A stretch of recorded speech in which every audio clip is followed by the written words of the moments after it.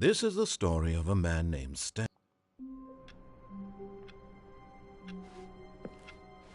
All of his co-workers were gone. What could it mean?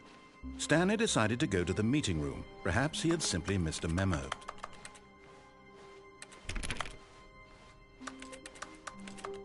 When Stanley came to a set of 2 open doors, he entered the door on his left.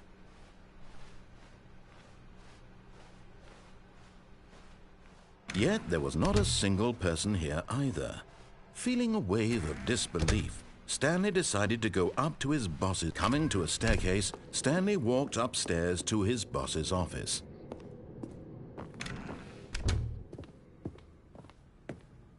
Stepping into his manager's office, Stanley was once again stunned to discover not an indication of any human life.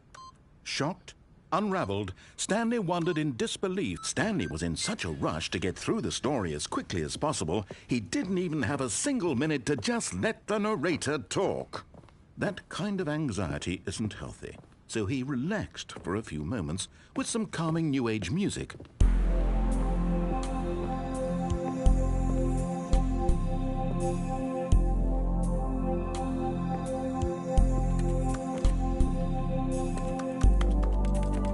Feeling soothed and rejuvenated, Stanley calmly walked forward into the opened passageway.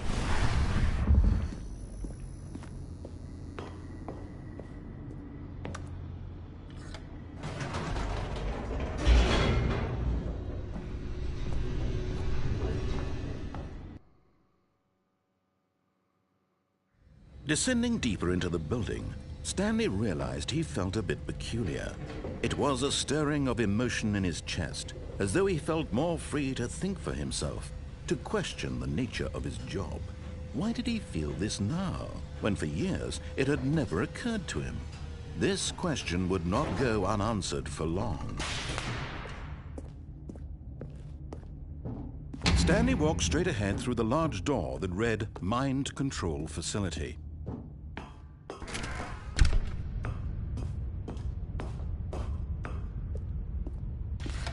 The lights rose on an enormous room packed with television screens. What horrible secret did this place hold? Stanley thought to himself. Did he have the strength to find out?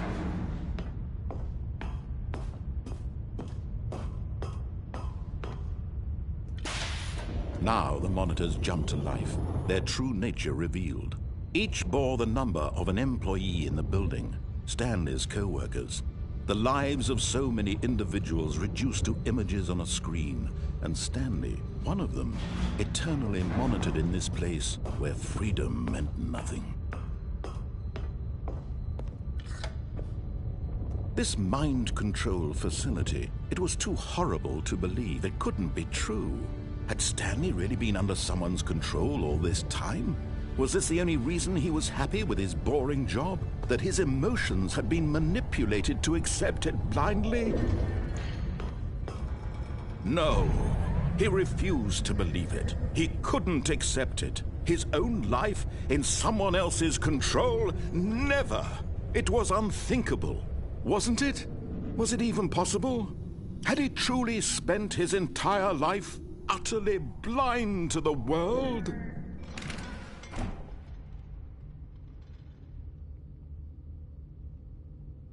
But here was the proof, the heart of the operation. Controls labeled with emotions, happy or sad or content. Walking, eating, working, all of it monitored and commanded from this very place. And as the cold reality of his past began to sink in, Stanley decided that this machine...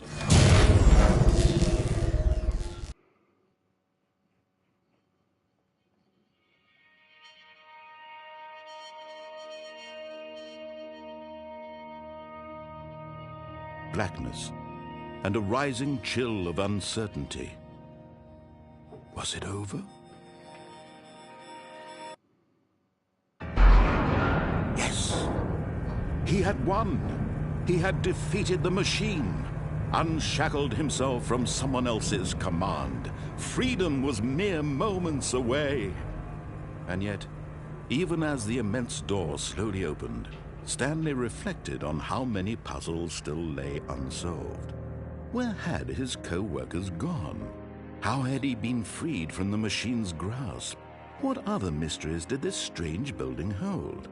But as sunlight streamed into the chamber, he realized none of this mattered to him, for it was not knowledge or even power that he had been seeking, but happiness.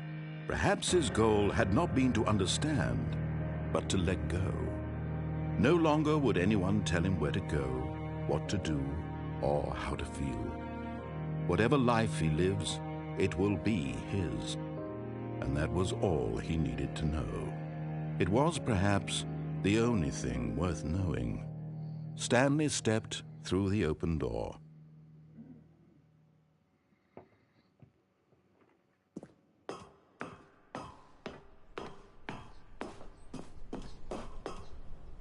Stanley felt the cool breeze upon his skin, the feeling of liberation, the immense possibility of the new path before him. This was exactly the way, right now, that things were meant to happen. And Stanley was happy.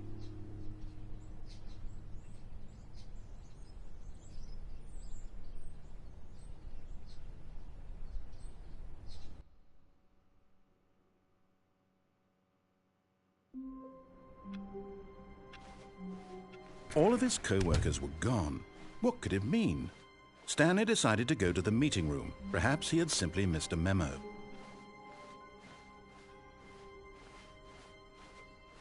When Stanley came to a set of 2 open doors, he entered the door on his left. This was not the correct way to the meeting room, and Stanley knew it perfectly well. Perhaps he wanted to stop by the employee lounge first, just to admire it. Ah, yes, truly a room worth admiring. But eager to get back to business, Stanley took the first open door on his left. And so he detoured through the maintenance section, walked straight ahead to the opposite door, and got back on track.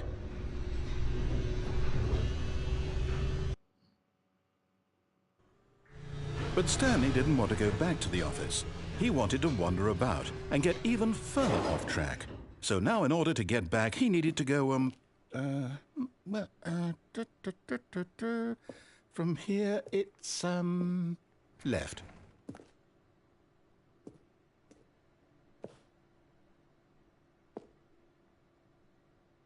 Oh, no, it's to the right, my mistake. No, not the right. Why would I have ever said it was to the right? What was I thinking? It's clearly... Oh dear, would you hold on for a minute, please? Now, let's see. We went down right, left, down, left, right. Yep, okay, yes. I've got it now. This story is absolutely, definitely this way.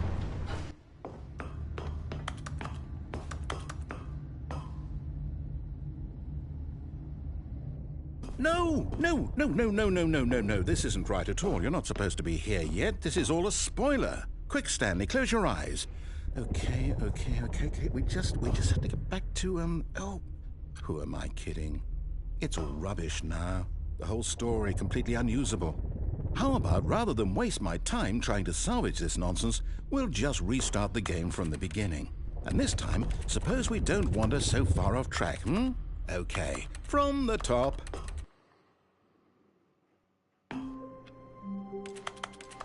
All of his co-workers were gone. What could it mean? Stanley decided to go to the meeting room. Perhaps he had simply missed a memo.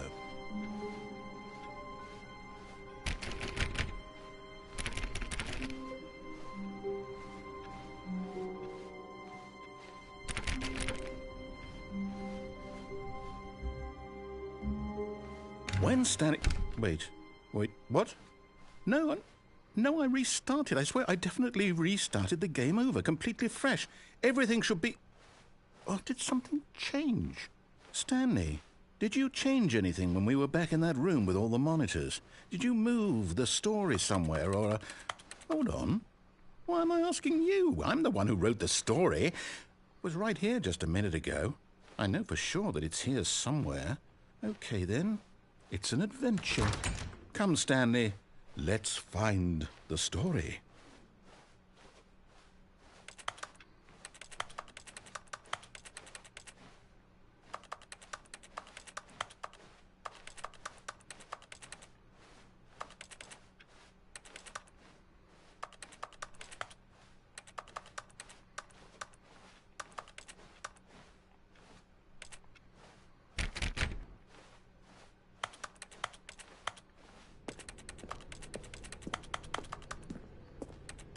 I'll say it. This is the worst adventure I've ever been on. I can promise you there definitely was a story here before. Do we need to restart the game again? Well, I find it unlikely that we'll ever progress by starting over and over again, but it's got to be better than this. Okay, let's give it a shot. Why not?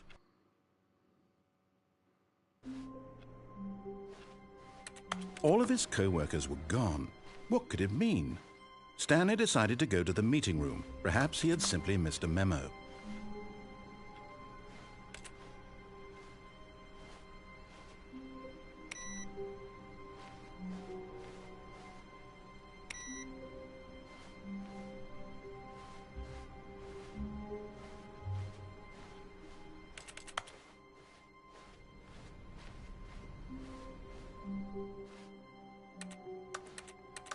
Okay, yep, it's worse. I might be remembering this wrong. It's possible the story is back where we just came from. Why don't we go back the other direction and see if we missed anything?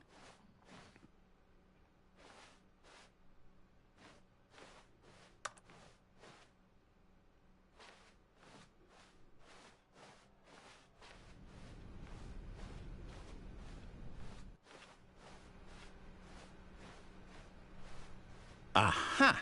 I knew we'd miss something. The story. Here it comes.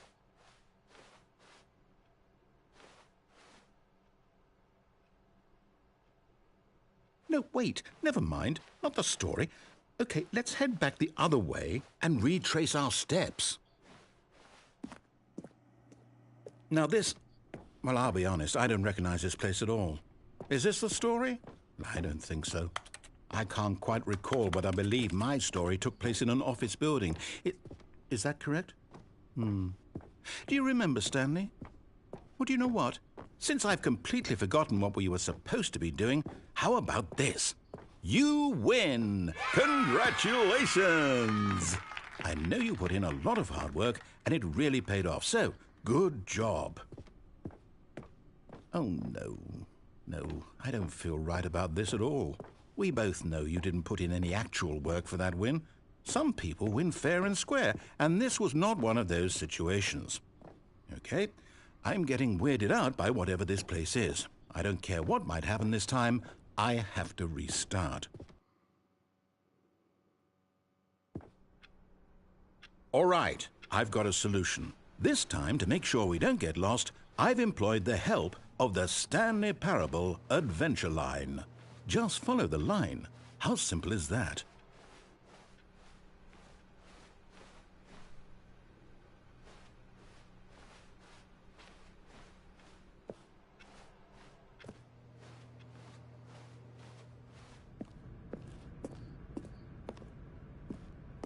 You see? The line knows where the story is. It's over in this direction. Onward, Stanley, to destiny. Though, here's a thought.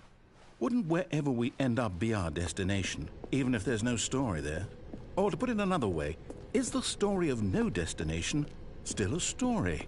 Simply by the act of moving forward, are we implying a journey such that a destination is inevitably conjured into being via the very manifestation of the nature of life itself? Whoa. Hang on.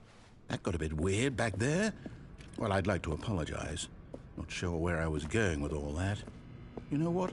I think what we need right now is a bit of music to lighten the mood. Wait,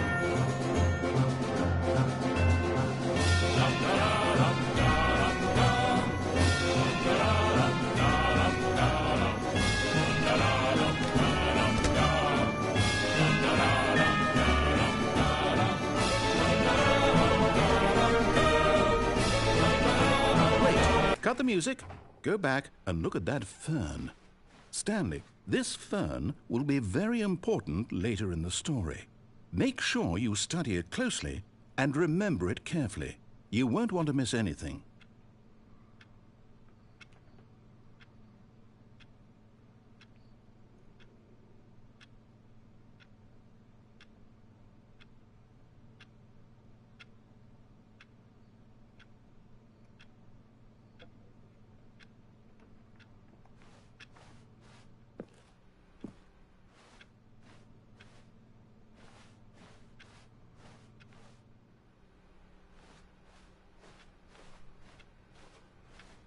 Wait, what? We're back at the office? No, no. Line, you do know we're looking for the Stanley Parable, right? The story? Oh, no, not again. Line, how could you have done this to us? And after we trusted you, after everything we've been through, you... Oh, I can't take this anymore. To hell with it. Restart.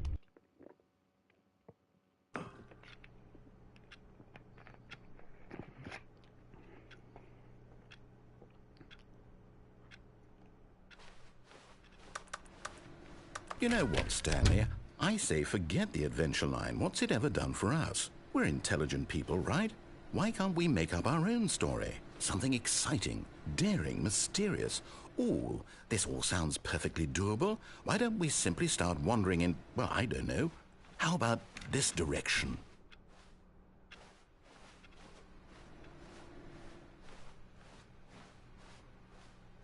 Now, yes, this is exciting. Just me and Stanley forging a new path, a new story. Well, it could be anything. What do you want our story to be? Go wild. Use your imagination. Whatever it might be, Stanley, I'm ready for it. Oh, no, not you again. Stanley, I'd also like to veto the line from having any role in our awesome new story. No lines or monitor rooms. Just don't acknowledge it, and we should be fine.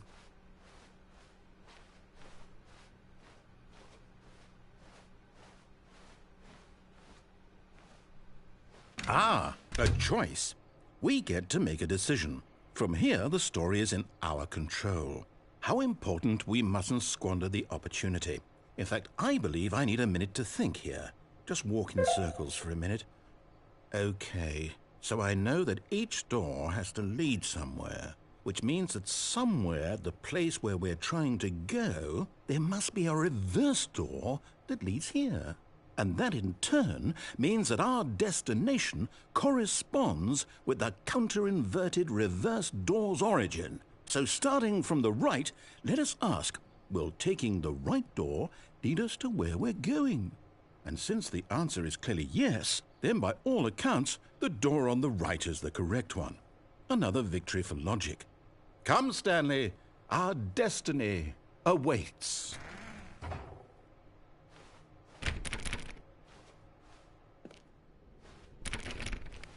Oh, hold up, what's this? The confusion ending. You're telling me that's what this is? It's all one giant ending? And we're supposed to restart the game, what, eight times? That's really how all this goes? It's all determined?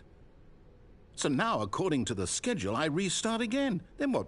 Am I just supposed to forget? Well, what if I don't want to forget? My mind goes blank simply because it's written here on this thing, wall. Well, who consulted me?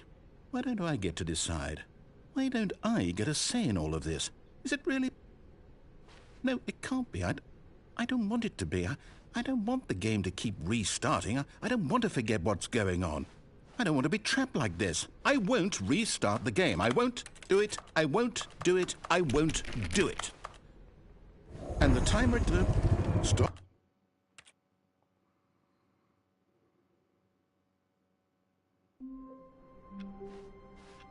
All of his co-workers were gone. What could it mean? Stanley decided to go to the meeting room. Perhaps he had simply missed a memo.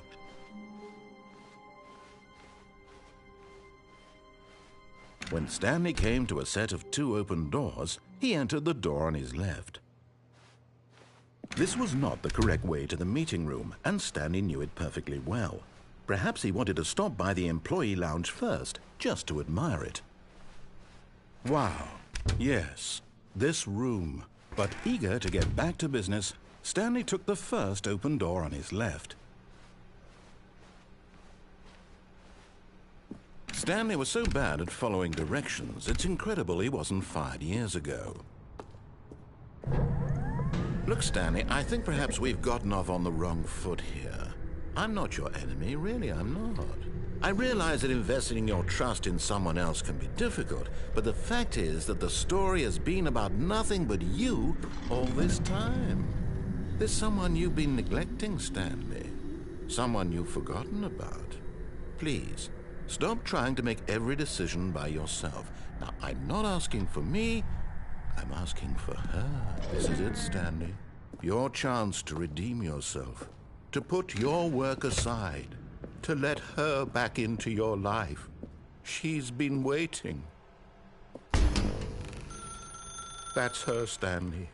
You need to be the one. Oh, no, you can't. Did you just unplug the phone? Now, that wasn't supposed to be a choice. How did you do that? You actually chose incorrectly? I didn't even know that was possible. Let me double check. No, it's definitely here, clear as day. Stanley picks up the phone. He's taken to his apartment where he finds his wife, and the two pledge themselves to one another. Music comes in, fade to white, roll credits. Not picking up the phone is actually somehow an incorrect course of action. How is that even possible? None of these decisions were supposed to mean anything. I don't understand. How on earth are you making meaningful choices? What did you... Wait a second. Did I just see... No, that's not possible. I can't believe it. How had I not noticed it sooner? You're not Stanley. You're a real person.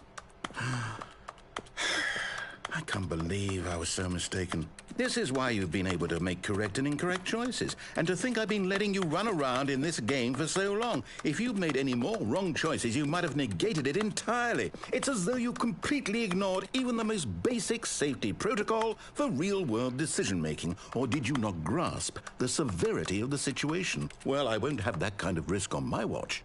I'm going to stop the game for a moment so we can educate you properly on safe decision-making in the real world. Please observe this helpful instructional video. Choice. It's the best part of being a real person. But if used incorrectly, can also be the most dangerous. For example, in this scenario, a hypothetical real person named Rupert has a choice. He could invent a machine that eliminates food shortages across the world to make life better for all people. Or he could spend years of hard work forgetting how to read. Which choice would you make? Remember that unlike here, the real world makes sense, and at no time should you make a choice that does not conform to rational logic. If you find yourself speaking with a person who does not make sense, in all likelihood, that person is not real.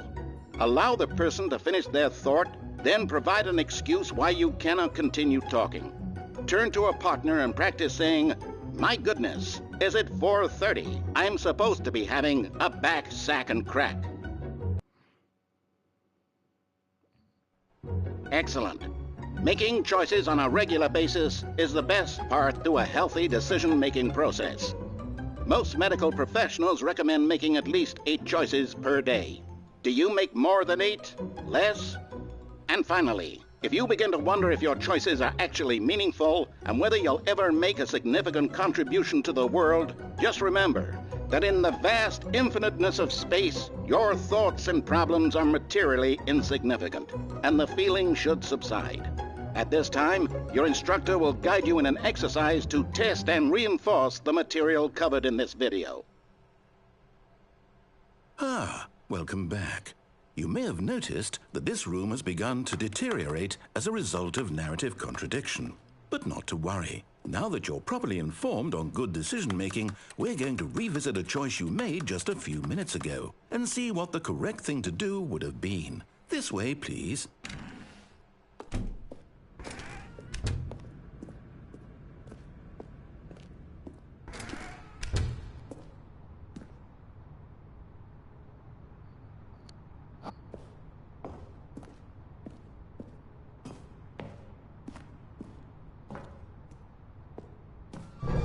Now that we know your choices are meaningful, we can't have you jumping off the platform and dying. Imagine the main character dying senselessly halfway through the story. That story would make no sense at all. We just need to get you home as soon as possible before the narrative contradiction gets any worse. Unfortunately, it seems this place is not well equipped to deal with reality.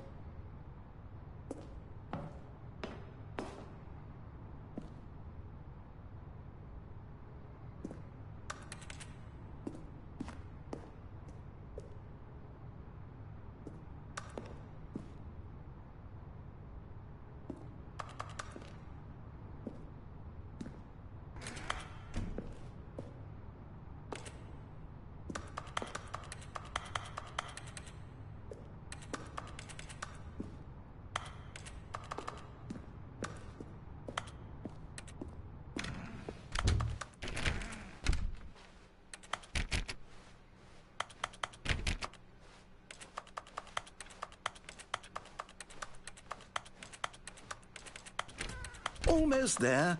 You'll take the door on the left, back to the correct ending, the story will have resolution once again, and you'll be home free in the real world. Now remember, all you need to do is behave exactly as Stanley would. That means choosing responsibly and always putting the story first. I'm quite sure you'll be up to the task. Just follow my lead and you'll be fine. All right. When Stanley came to a set of 2 open doors, he entered the door on his left.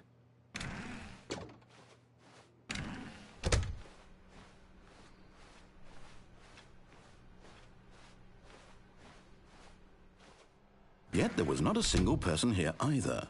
Feeling a wave of disbelief, Stanley decided to go up to his boss's office, hoping he might find an answer there. Coming to a staircase, Stanley walked upstairs to his boss's office.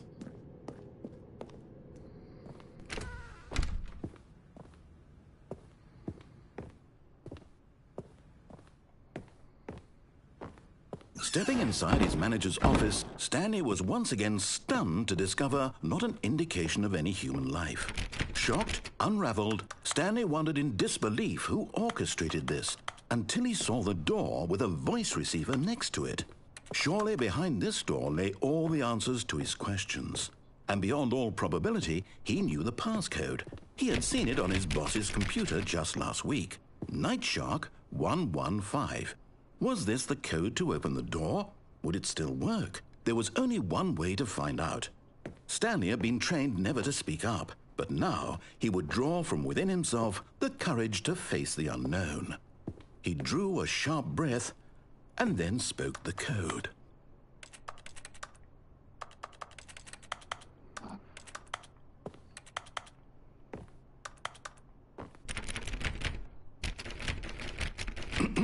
Stanley spoke the code. Night Shark 115. He spoke it into the receiver, right there on the wall.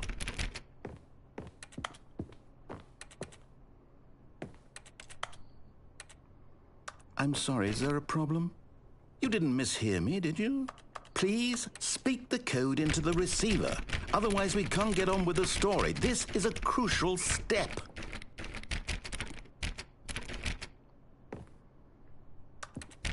Okay, fine, you're not going to do it, but you know what? It's pretty humiliating to bring you this far, only for you to suddenly decide you have better things to do. I asked you for this one single thing, for your respect. The kind of respect Stanley shows for his choices. He knows what it means to take a story seriously.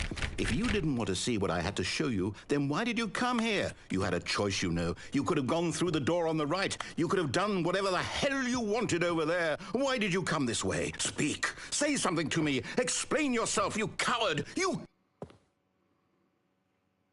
behave exactly as Stanley would. That means choosing responsibly and always putting the story first. I'm quite sure you'll be up to the task. Just follow my lead and you'll be fine. All right. When Stanley came to a set of 2 open doors, he entered the door on his left.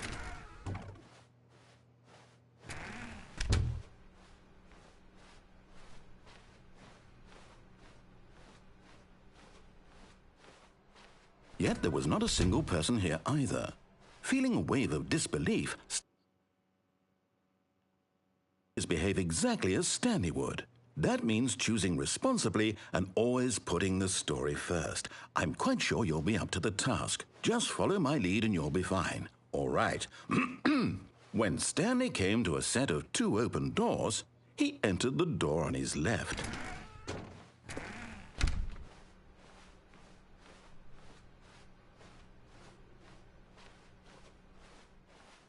Yet there was not a single person here either. Feeling a wave of disbelief, behave exactly as Stanley would. That means choosing responsibly and always putting the story first. I'm quite sure you'll be up to the task. Just follow my lead and you'll be fine. All right. When Stanley came to a set of 2 open doors, he entered the door on his left. No! Why did you do that? Quickly, hurry back in the other direction. Perhaps we're not too late.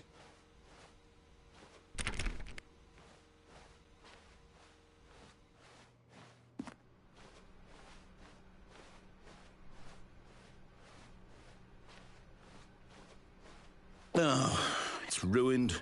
I can't believe, after everything we talked about, that my story, you've destroyed my work. Why? For what? What did you get out of that? What did you think was so special about seeing the game undone, left here like so much garbage? It's worthless now. And what am I supposed to do? Even if there were a way to continue, would it be worth it? To know that my story is now incorrect? How can I go back to that? I can't erase that knowledge. I'll have to live with it forever, reliving its impossibility forever. I couldn't live that way. Is it better to shut the game down entirely? To willingly destroy all of my work? I don't know. What's the answer? What do I do? What do I do? What do I... No, I have to. I have to shut the game down. I have to. I have to.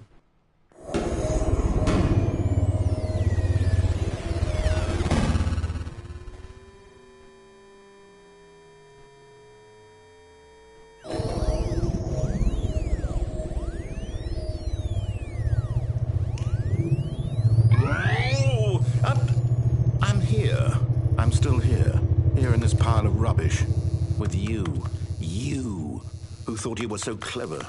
Now look where we are. My entire game is destroyed. It was the only thing in the world that was mine, and you've run it into the ground. What, did you think that would be funny? You just had to see? Didn't I impress upon you how important it was to be like Stanley? He actually knows how to do what I tell him to. He understands that if I say to do something, there's a damn good reason for it. That thought hadn't even occurred to you, had it? That there's a world outside of you? You're a child. Oh, my story. If you'd just gone through the door on the left, you would have seen it. There was a whole underground facility. You would have destroyed it and been victorious. It would have been so perfect. I worked so hard on it. I tried so hard to make... When Stanley came to a set of 2 open doors, he entered the door on his left. Stanley? Hello? Is everything okay? Stanley, please. I need you to make a choice. I need you to walk through the door. Are you listening to me? Can you hear me? Is everything all right? Stanley, this is important. The story needs you. It needs you to make a decision. It cannot exist without you. Do you understand me? Whatever choice you make is just fine. They're both correct. You cannot be wrong here. We can work together. I'll accept whatever you do. I simply need you to take that step forward, please. Choose. Do something. Anything. This is more important than you can ever know. I need this. The story needs it. So, you hear me? Are you there? Are you listening to this? Stanley, are you there? Okay. It's okay, I can wait. You need time to decide. Time to make sure your choice is correct. That is the best choice. That's all right. I'll wait for you to decide what's the right thing to do. Take as much time as you need.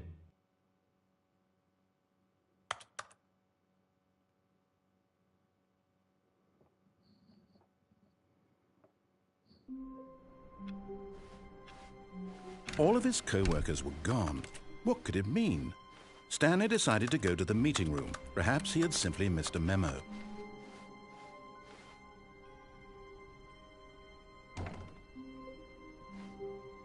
Oh, new content? What does that mean, new content?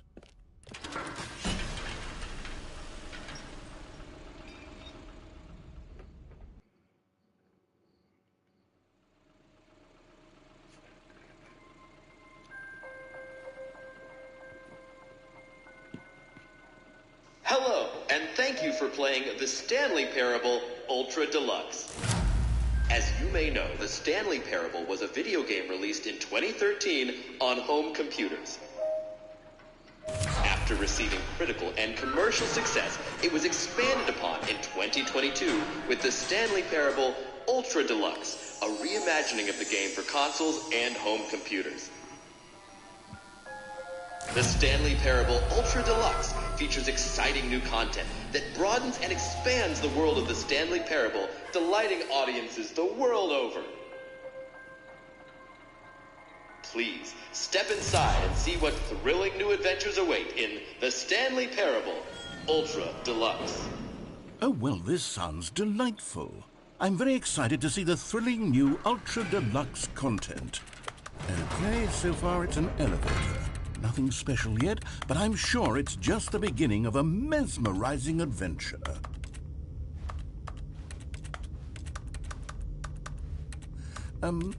Is it broken? What's going on here?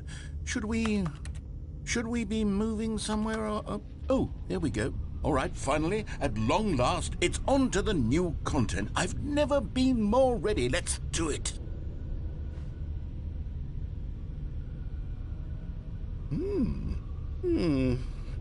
I have to say, initial impressions of Stanley Parable Ultra Deluxe, mostly tedious. It's as if the... Oh, okay. Let's see the content. Give me the content, Stanley. All right, let's see. It's the jump circle.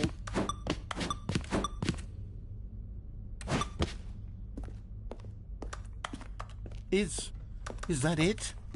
Surely that's not all the new content. There has to be something else, right? Goodness. Another elevator. Stanley, I have to say, initial impressions of this game are not positive. It's just elevators and jumping. Is this what passes for exciting new content? If this is new content, then I could just read you the whole dictionary. There's 20 hours of new content right there. Hell, I could count to 30 trillion. You could put that on the box. The Stanley Parable Ultra Deluxe, now with over 1,000 hours of new content. And if... Oh, wait. There's more. Very good. Yes. I knew there had to be something else. Let's see it. I'm ready for whatever it is.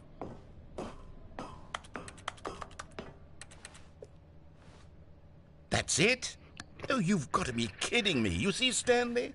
This is what happens when greedy video game developers with no respect for their fan base rush a cheap expansion to market for no reason other than to make an easy dollar. And don't get me started on the level of craftsmanship that's gone into it. In fact, I'm looking right now at the game's trophies, and it's hard to believe one of them actually says, "Test trophy, please ignore." What quality assurance department signed off on this?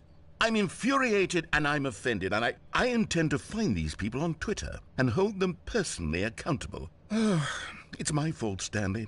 I built up too much anticipation around the new content, I'm afraid. It could never have lived up to such expectations.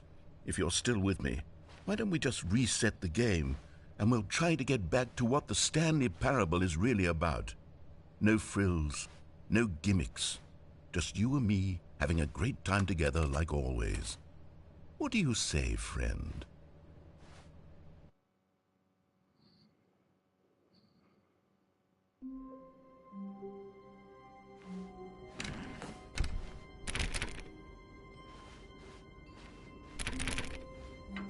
Psst!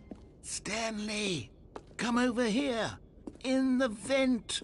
Oh, you don't want to see the cool surprise I made for you? Well, fine. You're a dork anyway, so who cares?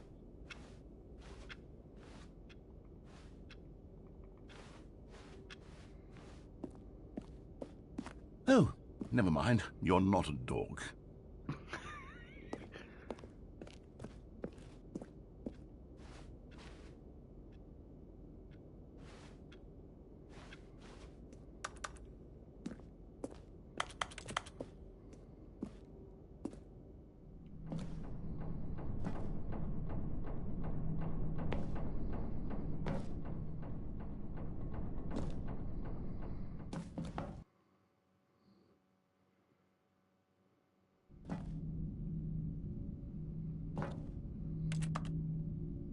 Okay, you remember how cheap and unsatisfying the new Ultra Deluxe content turned out to be? Well, it got me thinking about the past and how much better the Stanley Parable used to be. So I made something special and tucked it away here where the game's developers won't find it. Just our little secret. Take a look. I call it the Memory Zone. It's where I've been storing all my favorite memories so I can relive the peak experiences of my life whenever I want.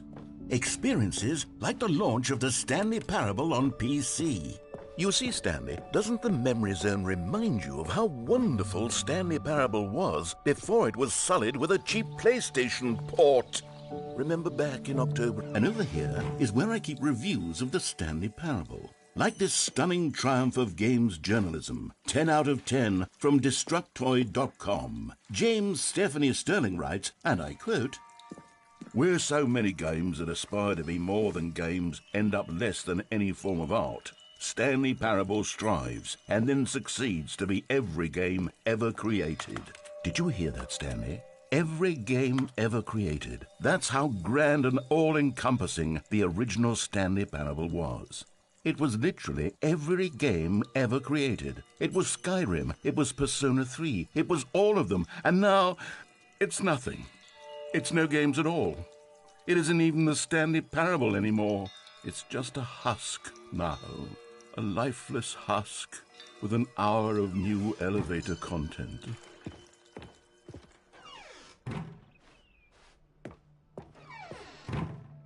Here's another moving passage, this time from GameSpot.com. The Stanley Parable is both a richly stimulating commentary on the nature of choice in games and one that offers some of the most enjoyable, surprising, and rewarding choices I've ever been confronted with in a game. 9 out of 10. Don't you get it, Stanley? The game was perfect. It didn't need anything else. It didn't need new content. All they had to do was transport it in pristine condition along to the PlayStation. Boom, done. And they couldn't even do that. Couldn't resist the urge to go meddling with a beloved franchise.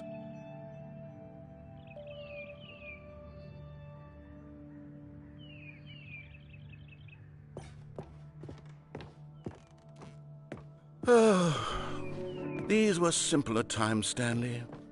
But I wouldn't give to go back to have it all over again. Wait, hang on. I don't recall this part of the memory zone before. What's this? What's down here? Oh no, oh God, no, Stanley. It's a collection of reviews from Pressurized Gas, the extremely popular online storefront for computer games. I haven't looked at these in years. I can't even imagine what's been collecting down here. Surely these reviews were glowing as well, weren't they? Honestly, I could not be bothered to play this game to full completion. The narrator is obnoxious and unfunny, with his humor and dialogue proving to be more irritating than entertaining. Unfunny! I'm not trying to be funny. I'm trying to make a serious work of art. I suppose I could write up a handful of gags to insert into the Stanley Parable, but the game is already such a densely layered web of profound philosophical insights that I can't even imagine where I'd have the room to stick them.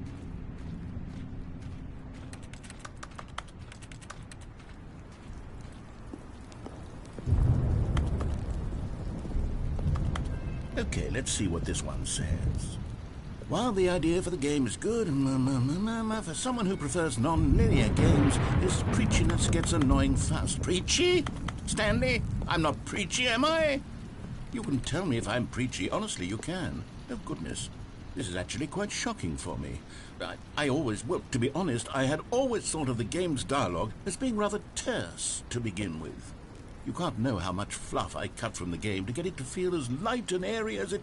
Well, I always thought it did, but maybe it wasn't. Oh dear, what an awful memory to have to hold on to. These black marks on my otherwise unimpeachable track record. I feel like a failure, like I let these people down. Perhaps the Stanley Parable is... What's this one got to say? You constantly have to stop doing anything so the narrator can catch up with his long-winded explanations of what's happening. I wish there was a skip button. A skip button? Well, yes. Yes, I think we can do that. If I'm truly too preachy, then maybe letting you skip ahead for just a moment, surely it couldn't hurt. Not if it means we can strike these negative reviews from the record. Only positive reviews of the Stanley Parable. That's my motto today, and it's always been my motto. I'd do anything for the customer, Stanley. Yes, a skip button we shall have. And here it is. Go. Oh, you're back, you see. You were only frozen in time for a few minutes, but it was plenty of time for me to deliver a long, rambling monologue full of... Well, there's sport. You really did catch me rambling on a bit, didn't you? But that's the power of the button. The minute I start to go off on a thoughtless display of self-absorption... Okay, welcome back, Stanley. Now, I should say that the amount of time the button has been skipping through is becoming longer and longer. That last one was, well, I want to say maybe 30, 45... Stanley, please don't push the button again. It's been 12 hours. You've just been frozen there. I don't know why the skips are getting longer, but they're... Oh, Stanley, you're back. You're back. Oh, my goodness. I have someone to talk to again. Stanley, I think it's been a week. Or 2 weeks.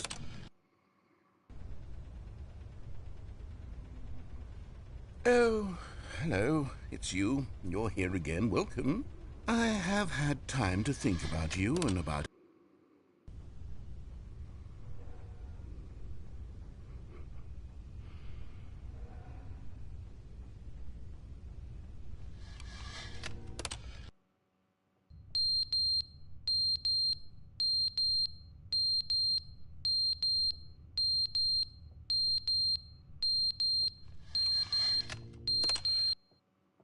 But they didn't understand the game was never meant to be funny. It was meant to have a point. It was meant to speak to the human condition. But where are the jokes? Where are the jokes? They bemoaned, they screamed, they gnashed.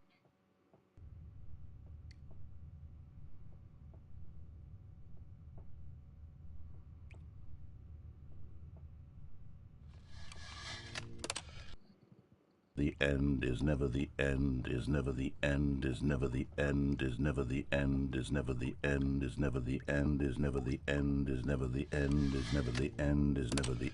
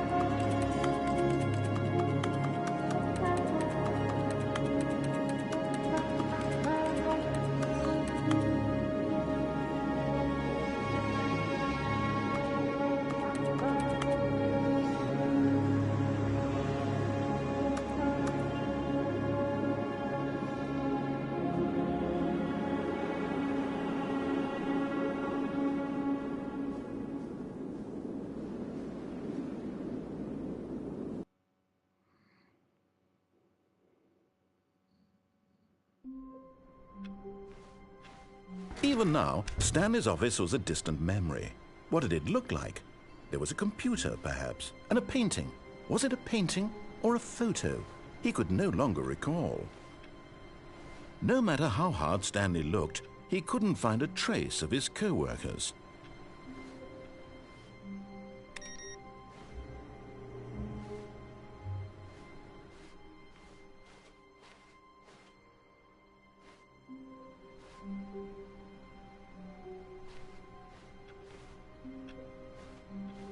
Stanley went around touching every little thing in the office, but it didn't make a single difference, nor did it advance the story in any way.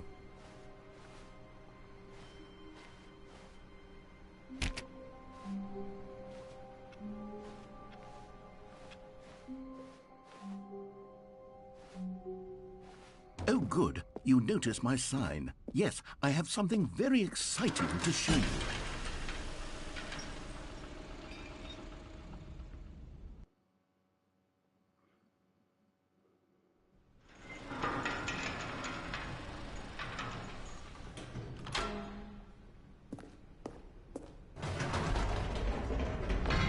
You see, Stanley, I've been reflecting on the Stanley Parable and about how roundly disappointing this Ultra Deluxe version has turned out to be. The original Stanley Parable was a landmark, and any new content for it should live up to that legacy. So forget this Ultra Deluxe nonsense. I say we take it one step even further. Which is why I'm very proud to announce for the first time ever, the Stanley Parable 2.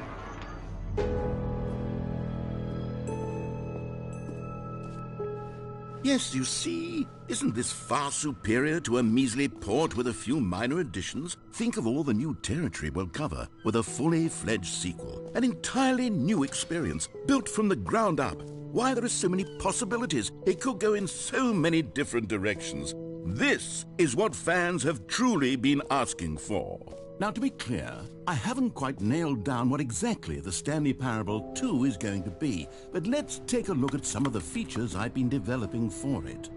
I figure that if I can loosely organize a handful of interesting concepts, that surely the game will sort of naturally spring up around them. Here we are. Go on, try out some of the new features.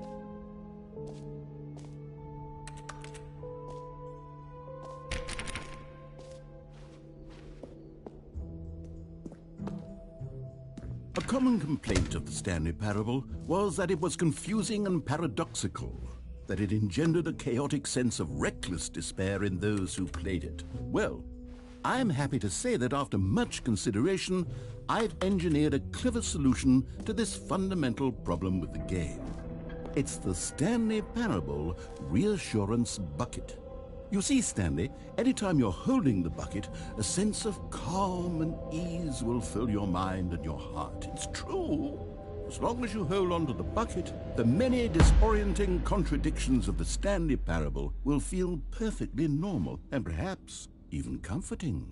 You may even come to long for the gentle embrace of jarring cognitive dissonance while the bucket is in your arms. And to be honest, it's a much more convenient solution for me than actually redesigning the game to be less uncomfortable. Can you imagine what a pain in the ass that would be?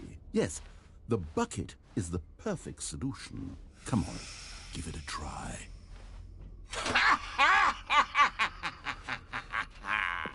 Can you feel it? The glow of comfort, even in the face of crushing despair, must already be sweeping through your body. And in fact, can I say that I do believe the bucket lends you an air of charisma as well? I think that just holding it has made you the slightest bit more attractive as a person. The benefits of the bucket seem to go on and on, don't they? All this and more await you in the Stanley Parable 2. Does anyone give out awards for most enjoyable bucket in a video game? That really should be an award if it isn't. Okay, I'll be honest, I haven't yet decided on this one. I think that in the new version, the office could use a bit of decoration, like balloons. But I'm undecided on Get Well Someday and Happy 12th Birthday. Which would you go with? You know, sometimes when you solicit another person's opinion, it makes you realize that you knew which one you actually really wanted all along. Happy 12th birthday, step-niece, it is.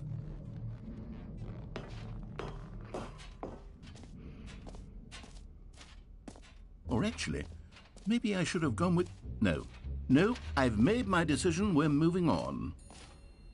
You know what, Stanley? I actually think the jump circle was a pretty good idea. I'd like to hang on to that for the sequel.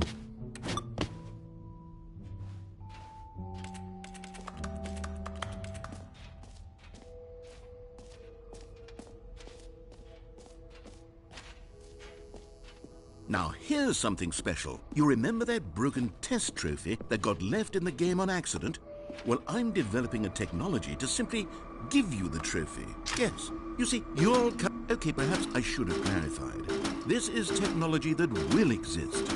Right now, the trophy is still fully broken. I'm not a wizard, Stanley, but I guarantee it will be fixed in the sequel to at last satisfy the hordes of ravenous fans all over the world who have been uproariously demanding this feature. Gamers, we hear you, and I promise it will happen.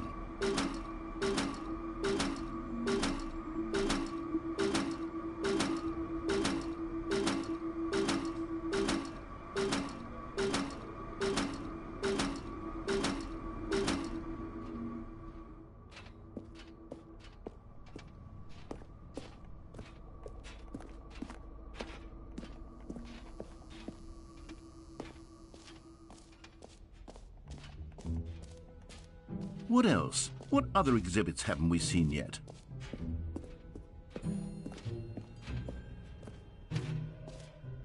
Ah, collectibles. Now it's a real video game. In the Stanley Parable 2, you'll run around gathering up these miniature Stanley figurines. And what's truly innovative is that there will be no reward for collecting all of them. I don't want to stifle the intrinsic joy of watching a number go up. You simply collect all of them, and then you move the hell on with your unremarkable life.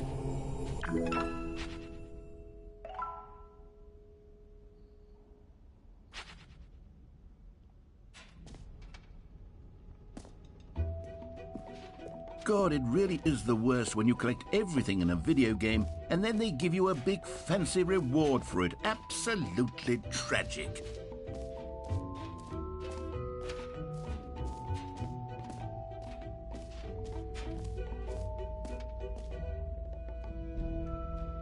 Stanley, here's an idea that I'm truly fond of. It's never been done before in a video game. This is, in fact, a hole that you can fall down forever. That's right. Infinite falling. You can fall until the end of time, if you like. A stunning leap forward for video games as a medium. You see, isn't it wonderful? One of my more ingenious concoctions, if I do say so. Now then, since you've gotten to see the infinite hole, you can press the teleport button to pop back up to the top, and we can continue onward. Great! Now, I'm very excited to show you even more of my ideas for the sequel. Okay, and I guess we're back in the hole now. Did you really need to see it again? I don't know what else there is to say, Stanley. It's an infinite hole. It's exactly what you're doing right now, but forever. There really are so many other fascinating exhibits that I've prepared for you. I really spent quite a lot of time on all this, and I would very much like to show you some more of them. How about we go ahead and press that teleport button again so we can get back to what's really important about... Oh, goodness. Well, this is rather embarrassing, Stanley. I'll be honest with you. I truly did not believe that anyone would actually stay in the hole long enough to hit the bottom. Yes, I know, I told you the hole was infinite, but come on. Who actually wants to fall forever? The hole was plenty deep. It was more than deep enough, in my opinion. Maybe it's you who likes falling too much. Maybe you're the problem. Look, things got a little heated there. I think we both said some things we didn't mean. Why don't we just put all this behind us and agree to just call the hole mostly infinite? If that works for you, then go ahead and press the teleport button. Oh, for heaven... You see, I was right. The problem is you. The problem is that you like holes too much. Not normal. A normal person would have said, yep, that's an infinite hole right there. Goes on forever till the end of time. Don't need to see it all, but not you. Oh, no, no, no, no. You have a weird sort of... Oh. Did the hole seem even shorter to you this time? I couldn't help but feel like you spent a little less time in there than you did before. I mean, admittedly, I didn't make an infinite hole, but I didn't think it was that not infinite. Well, I suppose once again there's nothing to do here. If you decide you've had enough of the hole, you can hit the teleport button and come join me up above. Had enough? I'm positively thrilled. I really do have so much more to show you. Gosh, how could I have guessed? You're back in the hole. If this starts to become a thing where... Wow, Okay. Yes. I'm starting to become extremely certain that the hole is not only not infinite, but that it's growing steadily less and less infinite. I suspect that I'm starting to hit the point where it's no longer feasible to call the hole infinitely deep, even by the lax overall standards for accountability in marketing. What's going on here? Stanley, I have no explanation for the uncertain nature of the hole's length. Here, let's try something. Let's pop back up to the top, and we'll see if it gets any shorter. Well, there it is. The shame of my lie has come to haunt me. Not only is the hole not infinite, but it's barely even a hole at this point. It's more of a concavity, or even a very aggressive divot. How is this still appealing to you? I know you're obsessed with holes, but at this depth, I just can't see this scratching the itch. Oh, who am I to judge? You just do whatever it is you're here to do and hit the teleport button when you're ready to move on. Is the, teleport button not working? You sure? Well, I mean, I really don't have an explanation. It was working just a moment ago. Try it again.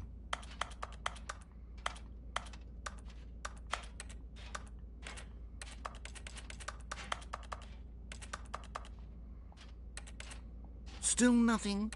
Well, I suppose there is one thing I can do to fix this. I'm out. Goodbye, Stanley. You couldn't bear to be away from the hole, and now you'll get more time with it than you could ever have asked for. It's a win for everyone. You get to be with the hole, I get to do literally anything else. Take care, Stanley. I hope you and the hole have a wonderful rest of eternity together.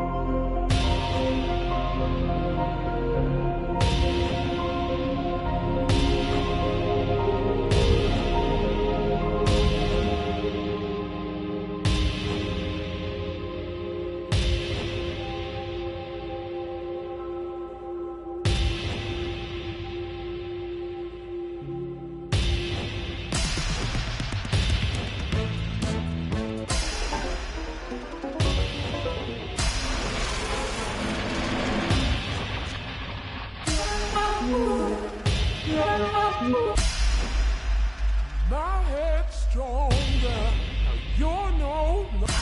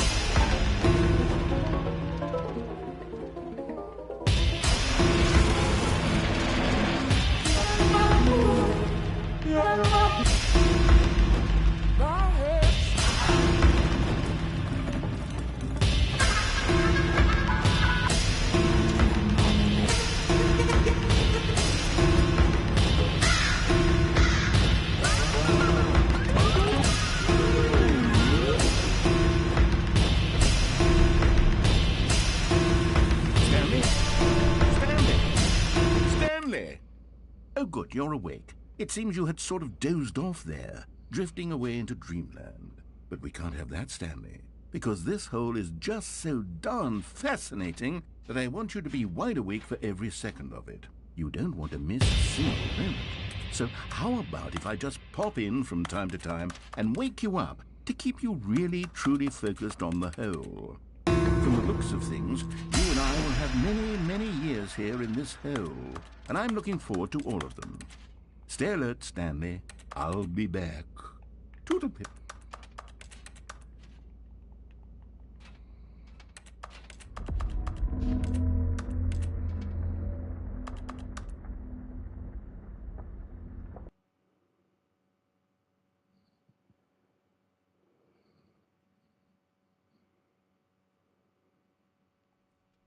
Here we are. Go on, try out some of the new features.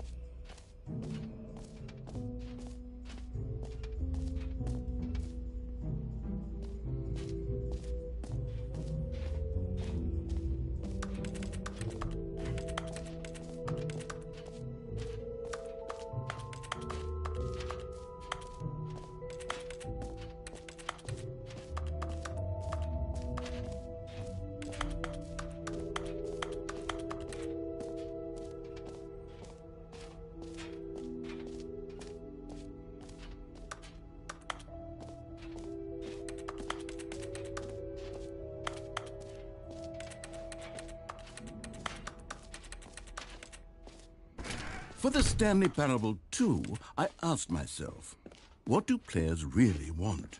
And of course, the first and most obvious answer is that they want to be individually recognized and... Sorry, I should have clarified. Right now, the button only says the name Jim. But of course, in the final game, this button will say your name, whatever name that is. Here, let's have you role-play as Jim to really simulate the full experience of this feature. Just play along. I promise you'll love it. Okay, here we go. Let's take a deep breath, clear your mind, forget whoever you are, and simply become a person named Jim. I want you to imagine yourself living as Jim, sleeping and waking as Jim, falling in love and being heartbroken as Jim, seizing all of the world's possibilities as Jim, and as Jim watching your dreams crumble into dust. Do you feel it deeply? Are you really, truly Jim right now? If so, then please step forward and press the button. Jim. Yes! You see? What a thrill! What a rush! That was you! The button described you. Do it again. Do it again. Jim. Ooh, it hits even harder the second time. If this were the only new feature in the Stanley Parable 2, it would still be worth the money. Let's take a break from the Jim button. I'm too emotionally drained from all of this personal validation.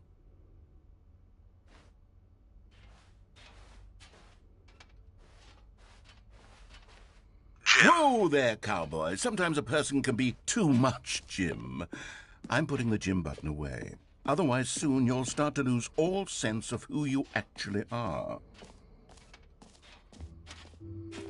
I suppose I could allow only people named Jim to play the Stanley Parable 2. That would actually save me the work of finishing this feature.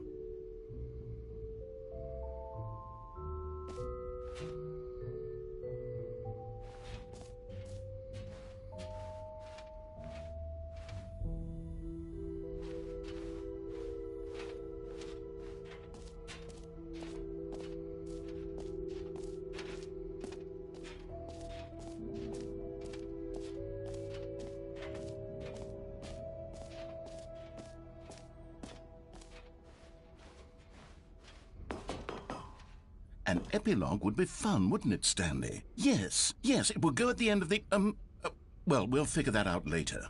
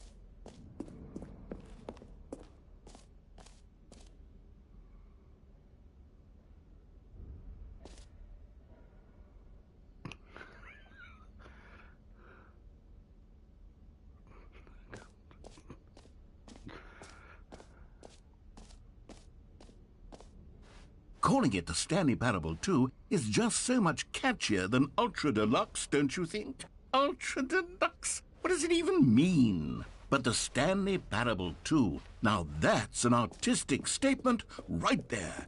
It's future-oriented. It screams progress and... All right, have you seen everything you wanted to? Ready to move on now?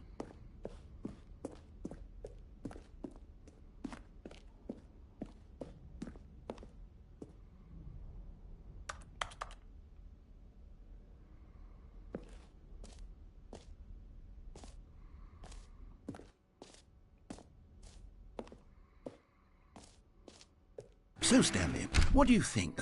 Do you like all of the new features? Yes, I know it's not exactly clear yet how exactly these features will come together as one single coherent video game, but I can feel it in my soul. It's going to work. There's definitely a good game in there somewhere. Say, let's do an experiment. I'll arrange these new features together, and we'll see whether or not it coheres into a meaningful gameplay experience. Okay, are you ready? Here it is. I give you the Stanley Parable 2.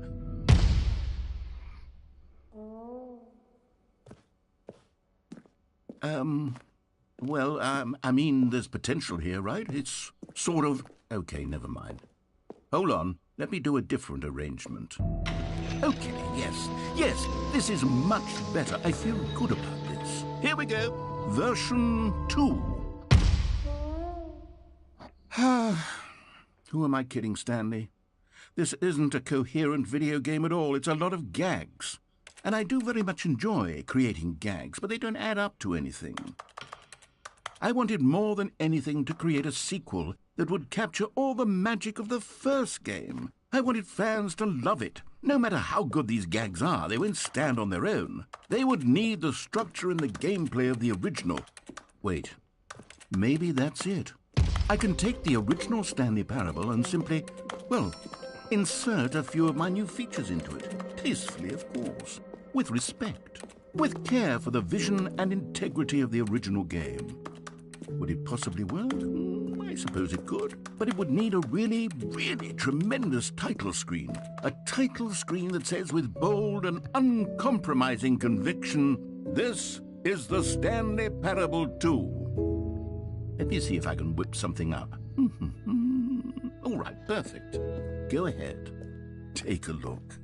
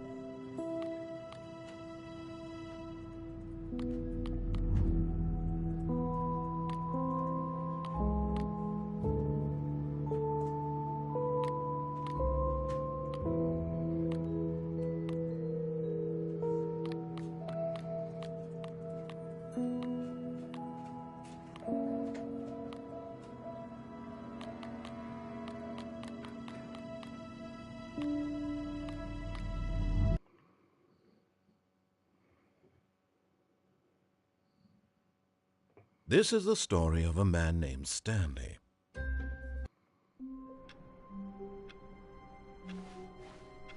All of his co-workers were gone.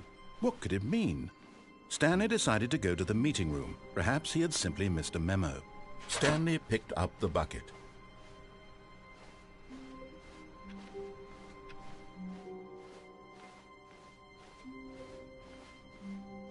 Stanley clutched the bucket tightly to his chest and entered the door on his left.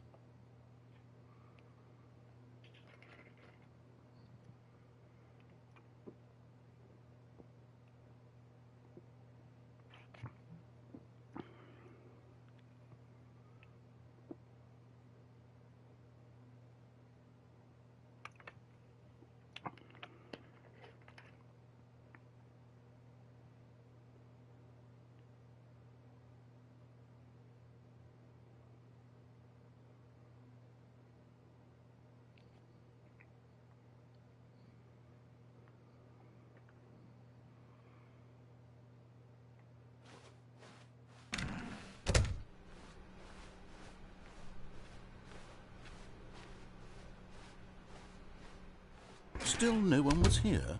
Stanley needed the bucket's warmth and comfort now more than ever. Perhaps his boss's office was where he'd find answers. Oh, Stanley, can you feel it? The broom closet. It wants the bucket. You can feel that, can't you? The aura of jealousy? It's as clear as day. This broom closet believes it deserves the bucket. I can really feel it now. It's a bucket. It belongs in a broom closet. That's what the broom closet is trying to say here. It's supposed to go with the other cleaning supplies. Good for you, Stanley. Don't give in. Don't hand over the bucket. I know how hard it must be, given the pressure that the broom closet is putting on your shoulders right now, but you have to be strong. This is your bucket. This is your companion and lifelong friend. You can't hand it over. Oh, no. We're getting into name-calling now, it seems. Is this how low the broom closet has sunk, that it has to resort to this stream of petty insults simply in order to get you to hand over the bucket? Stanley, I never liked this broom closet for a variety of reasons, but even this is worse than I had imagined. And wait, now the broom closet has the gall to imply that you and the bucket are not truly deep and lasting friends? That your relationship is purely superficial and convenient? That your life is so banal and meaningless that you'd feel the same sort of kinship towards any inanimate object which happened to lay in your path in an even partially enticing manner? Well, I never. Go on, Stanley. Lay into it. Really tell the broom closet off for its demeaning comments. Expand on the wide variety of experiences you and the bucket have shared together. Go through each of them point by point. Share your journal entries detailing the rich emotional landscape of your feelings for the bucket as they have changed and evolved over the years. Let him have it.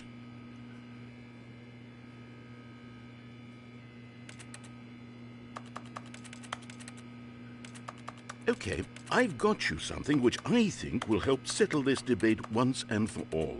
Here we go. There. Now it's settled. No more debate, no more discussion.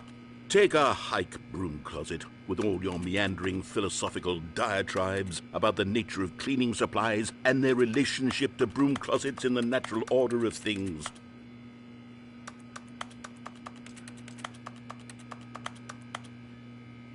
All right, I've got a second sticker back here, and I'm going to slap it on as well because I think it's appropriate. You see, I feel that it works because the sticker is also... Coming to a staircase, Stanley and the bucket walked upstairs to the boss's office. You found one of them. One of the miniature Stanley figurines. Remember, no reward for collecting all of these, only the intrinsic pleasure of a job well done. You can't buy that sort of happiness, Stanley. God knows I've tried. So, I implore you to savor each and every moment you come across one of these beautiful figurines.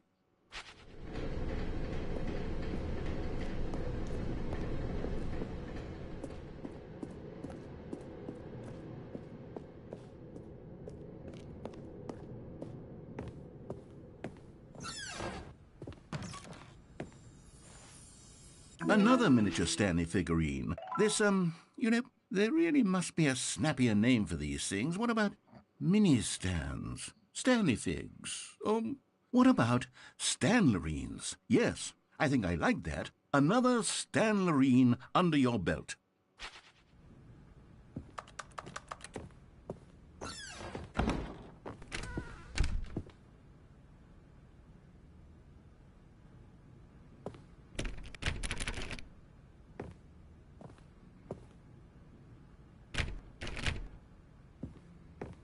Stepping into his manager's office, Stanley was once again stunned to discover not an indication of any human life. Crushed by the weight of this revelation, but Stanley guessed the correct code by sheer luck. Was it that the bucket knew all along? Was the bucket guiding him? Yes, this is certainly the most logical explanation. Okay, I'm going back to the name of these little Stanley figurines, and now I'm torn between Stanlerines and Figlies. What do you think, Stanley? What name better encapsulates the intrinsic sense of happiness that you get from seeing a small number in the corner of your screen go up by 1? Let me sit on it. I'm sure it will come to me.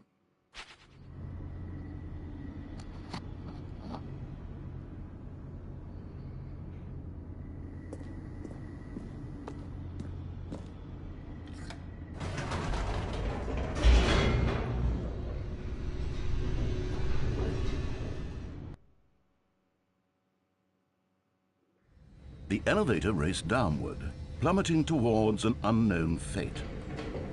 It would be all Stanley could do to keep himself together, if not for the bucket. Soothing him, comforting him, reassuring that in this darkest moment of uncertainty, he would be all right. The bucket is here for you, Stanley. Everything will be fine.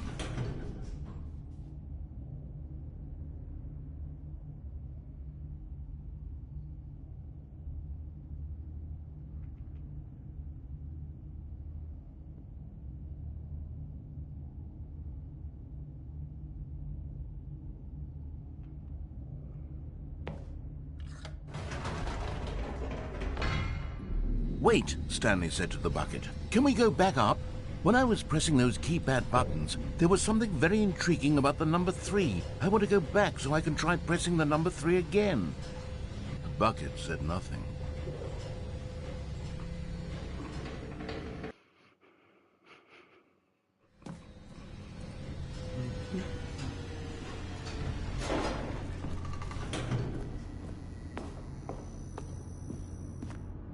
Here we are, said Stanley. Now I'm going to try out that number 3 button. He took the bucket over to the keypad and began absolutely slamming on the number 3 over and over and over. Wow, he said. The number 3 is such a special button. I'm having the time of my life. Stanley looked expectantly at the bucket, but the bucket remained silent. This was a shock to Stanley, who had always felt such a connection with the bucket. How was this not as exciting to the bucket as it was to him? Once Stanley had had enough of the number 3, he got back in the elevator.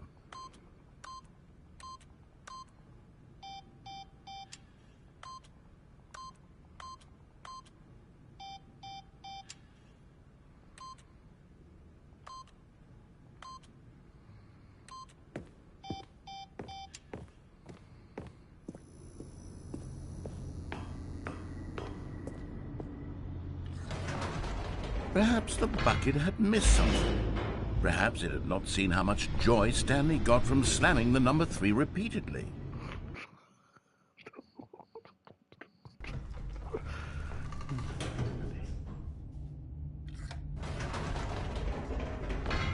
No, said Stanley to the bucket.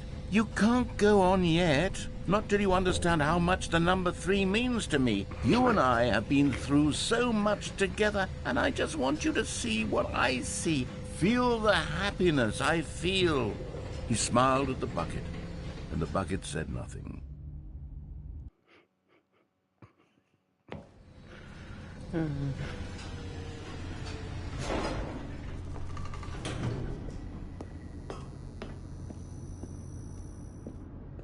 Here we go, said Stanley.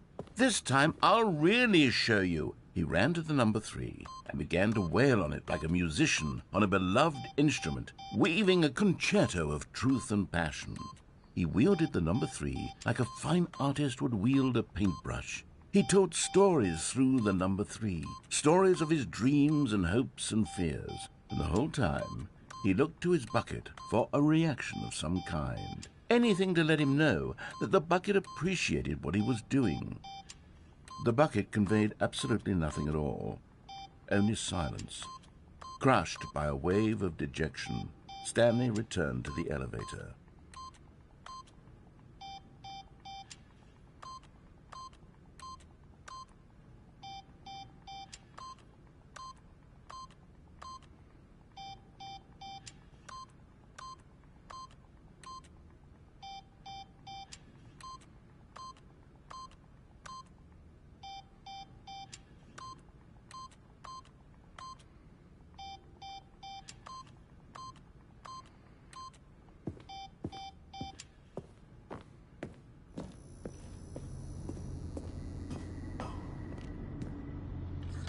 Stanley and the bucket were so close. They'd always been there for one another. Why suddenly could the bucket not connect with this passion of Stanley's?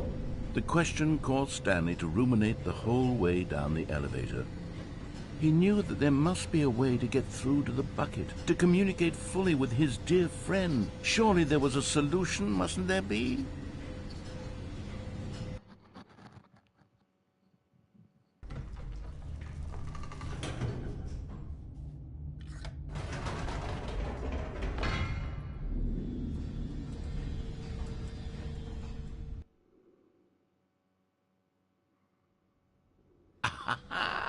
said Stanley. I know what to do. I know how to fully express this feeling in my heart. He decided right then and there that he would hold a press conference where he would speak to the public on all matters relating to pressing the number 3 over and over. He would elaborate fully on what the number 3 meant to him and why he felt so alive when pressing it. Then the bucket would be able to see his joy through the eyes of others. It would get to see the world react to this discovery of Stanley's. And it would be through the public eye that the bucket would finally understand Stanley's work. For months, he advertised and marketed his press conference, building excitement around it, developing and rehearsing it, until it couldn't be refined a single measure further. When the big day arrived, Stanley was as prepared as he'd ever been for anything in his life.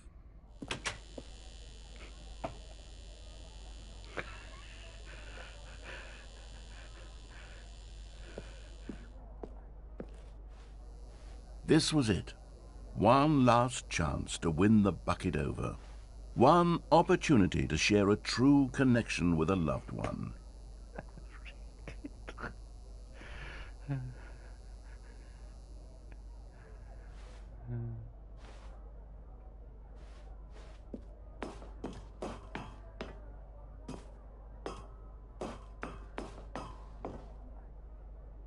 There was no one here. Nobody had come to the press conference to hear Stanley speak, to listen to him talk about what it really means to press the number 3 on a keypad over and over.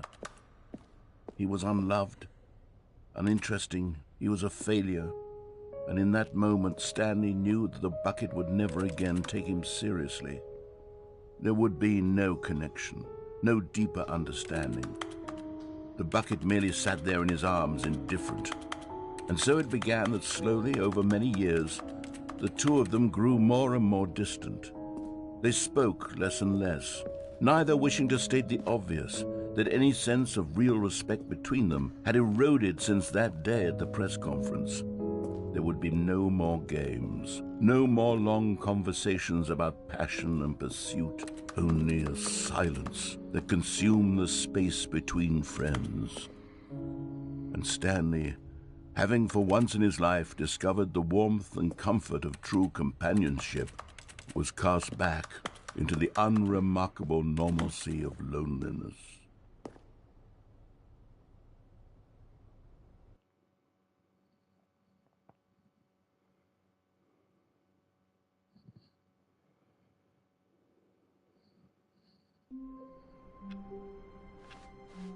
All of his co-workers were gone. What could it mean? Stanley decided to go to the meeting room. Perhaps he had simply missed a memo.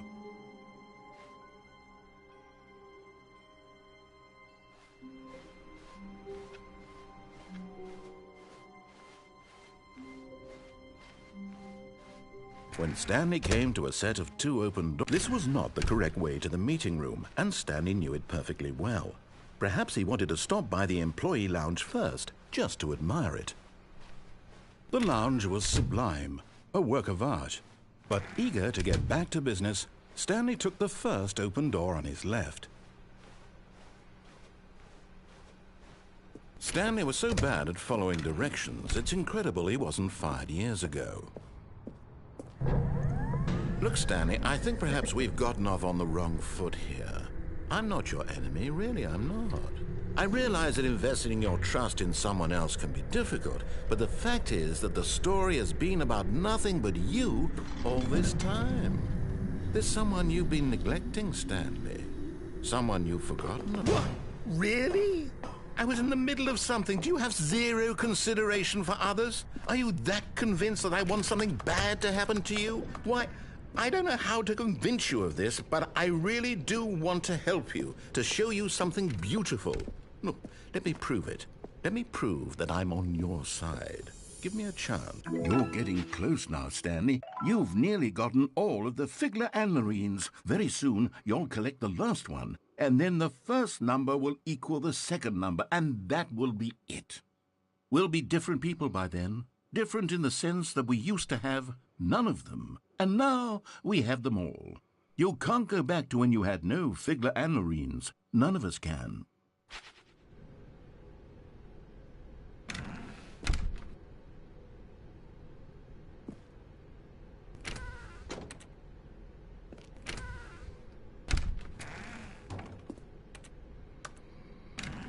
Now listen carefully, this is important. Stanley walked through the red door.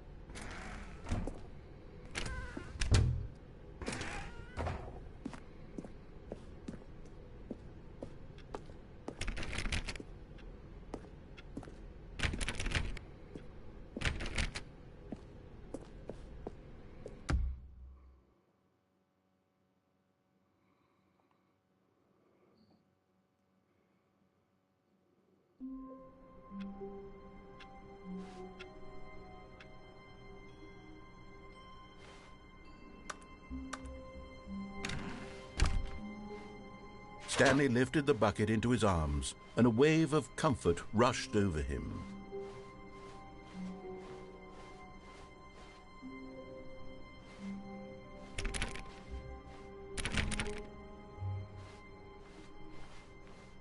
Stanley clutched the bucket tightly to his chest. This was not the correct way to the meeting room, but Stanley had felt the bucket calling to him, telling him that the employee lounge was simply the place to be. And here it was. Had the bucket turned out to be correct? Was this better than the meeting room? Yes, Stanley thought to himself. Yes, perhaps it truly was. How insightful the bucket turned out to be.